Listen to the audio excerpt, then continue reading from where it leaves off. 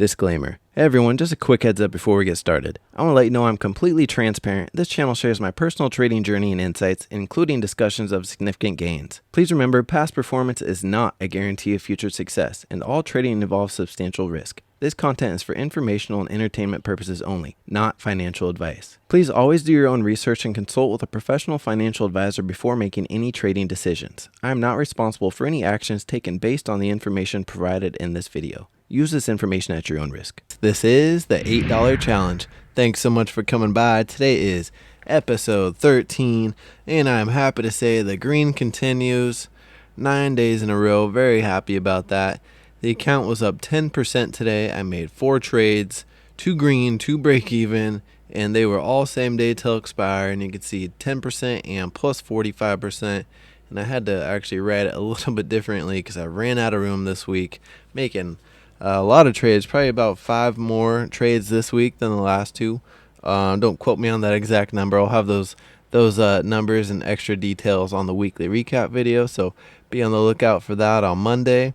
But anyways, thank you all so much for coming by. Please leave a like down below. It really helps me out, helps push that algorithm. Sometimes YouTube just it's just not so friendly. So if you're new here, please subscribe. All right, let's dive right in. Looking at the 15-minute chart per the usual, and you can see again 2 days in a row we had a bit of a gap up situation, and unlike yesterday though, we did not get that gap fill, but for a moment it did look like it was on its way. So yeah, pretty interesting price action today. Not as eventful as yesterday, but there was still some good opportunities in there. So let's zoom on in here and go over the trades of the day.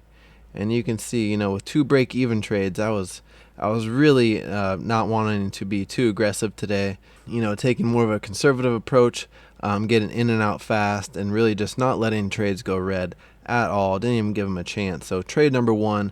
This one I waited for the pullback, so you could see it bounced right here off support, made its way up, hit rejection, and once I saw it base out right here and it was kind of building support off of this level and this level, then I decided, all right, I'm going to take this position, and hopefully it starts moving soon. And I got that nice pop just within about a minute and a half. So that was a quick 10%, and I took my profit on there because I was not confident or sure which way the market was going. So I could see the trend that we're on right there, but I know that resistance comes pretty strong around 457.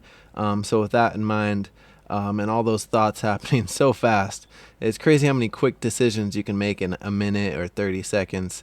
But really what helps me is just having that plan ahead of time. The trades can be quick, but the thought that goes into them is definitely not quick. It's many minutes and hours planning things and just being in that right position.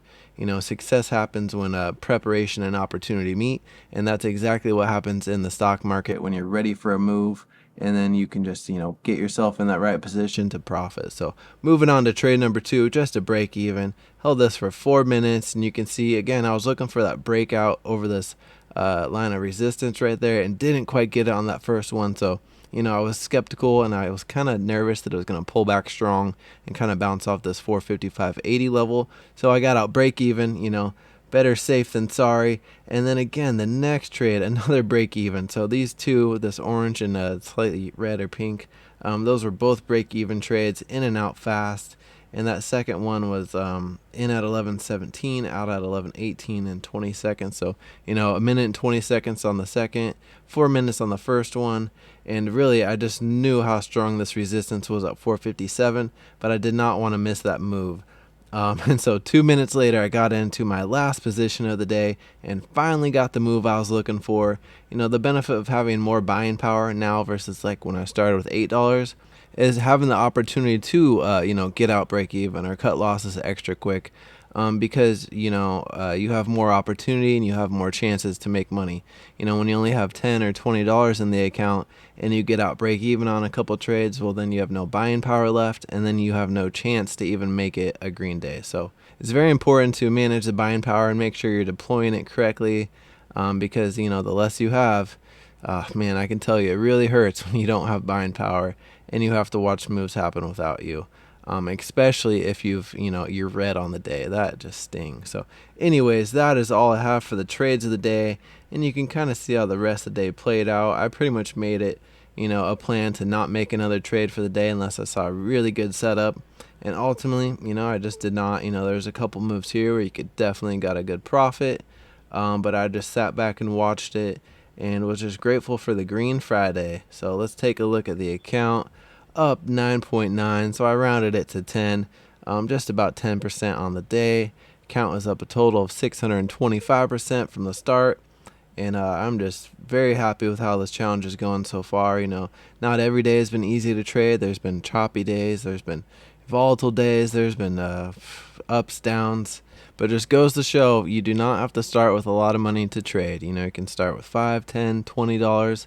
Obviously, the more you start with, the little bit easier it is because of, like I said, you have that extra buying power. So you're not as emotionally tied to a position. When you only have $10 of buying power and you take an $8 position, you're like, oh, I don't want to sell it because this is the only trade I can make for the day.